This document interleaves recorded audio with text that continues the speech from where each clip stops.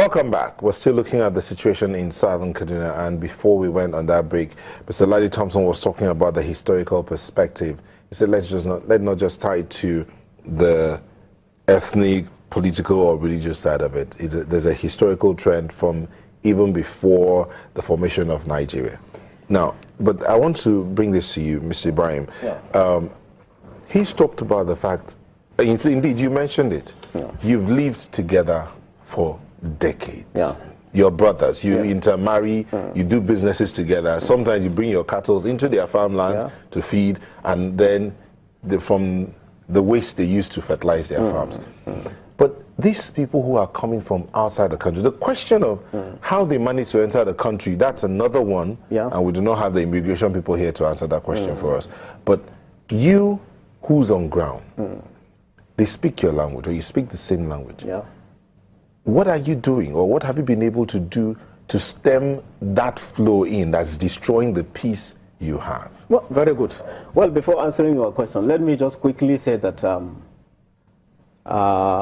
the security expert, what he's saying really baffles me. I am deeply surprised, and I think those people that are coming from outside southern Kaduna contribute a lot in the problems we are facing. Now, this is a place that we have lived for decades. Myself, I was sponsored by a Java man, a Christian. He took me to his house. I'm a Fulani from Bush. I'm the only person in my family that got this advantage of getting educated. A Java man took me to his house, educated me, and look at what it is today. So I don't think there is any outsider that knows southern Kaduna more than I do. That's why I said, when Yakowa was the governor, he took it upon himself to ensure that all the aggrieved Fulanis, all those Fulanis who were affected during the 2011 first election violence are reached, are discussed with, so that we can have peace. And that is what we started. We started, I said, 5 stock routes passed through the entire region. And we started the first one, which passed through Zankoa. And we were able to solve that problem because all the Fulanis that were affected in that area, we got them to forgive, and that is why today you have Zankoa intact. That's why you have Abed intact. Unfortunately for us, we finished that project just 2 weeks, and the governor died. And his successor did not allow us to continue with the project.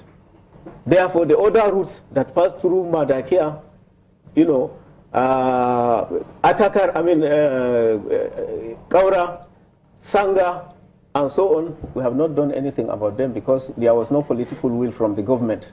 And that is why this crisis, nobody can deny that they started there.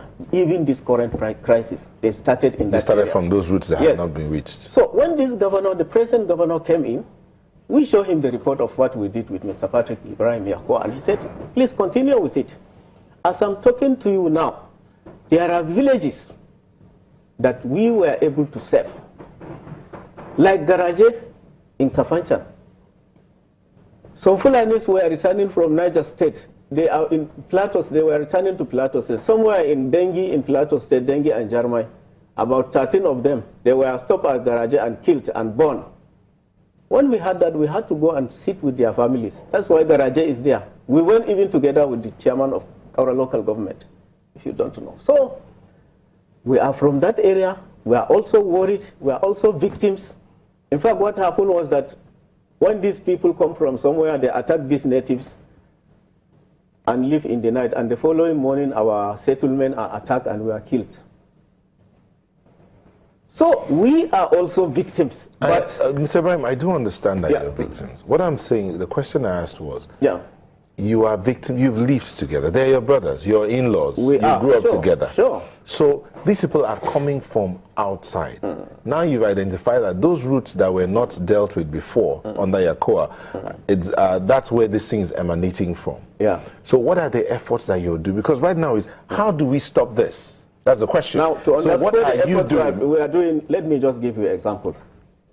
At a place called Antam, after the first and second Godo crisis, at Antam, youths from Ninte were demonstrating.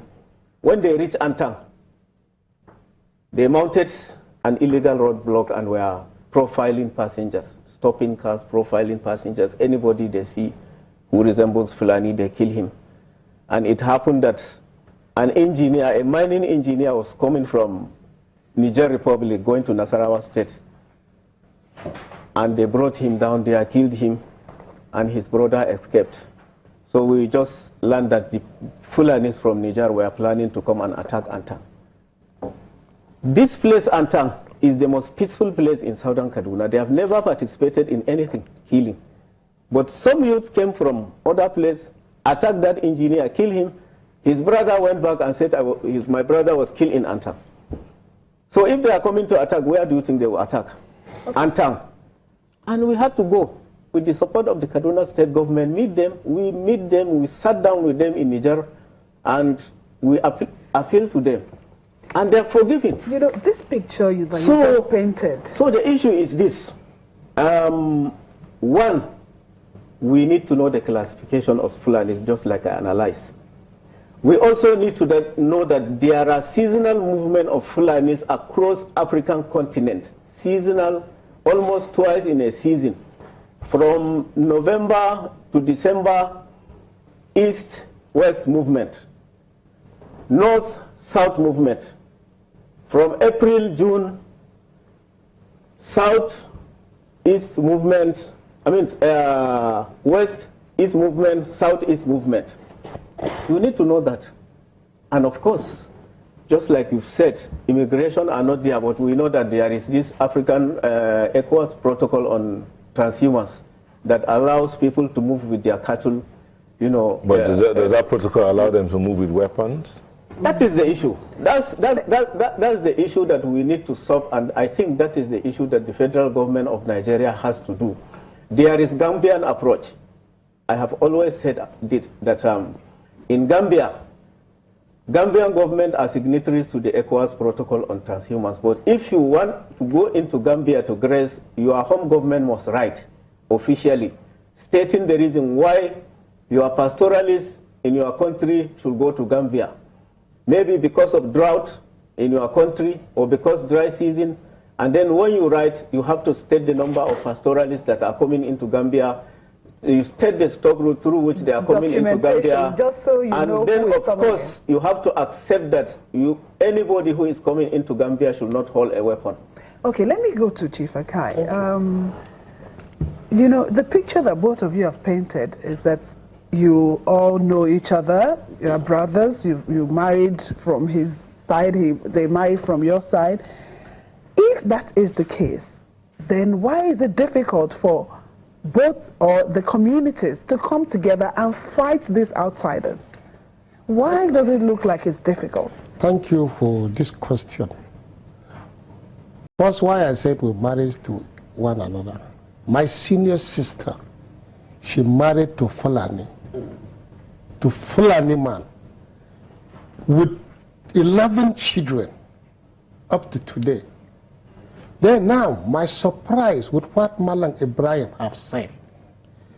If you say the fire not burn my house and my office, I could remember there is another document that the government during the time he said that there are Fulani herdsmen passing over.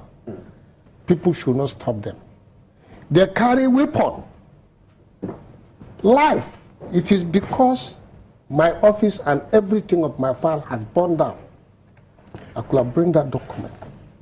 Then that time we start questioning ourselves. If this is like that, AK-47 in this country is not for the ordinary man to have it. Now, like in these issues, the very time that Fulani came and attacked my village, the strangers are there and the people who live together are there. The people who live together, they are the front men. They are the people that have told all these strangers, this village, this corner, this road, this area, this is the house you bought, this is the pot, and so on. So I disagree. As what he has said, there are three types of Fulanis. Yes, and I agree. But the three types of Fulani cannot come here and control the village without the Fulani that are there. So,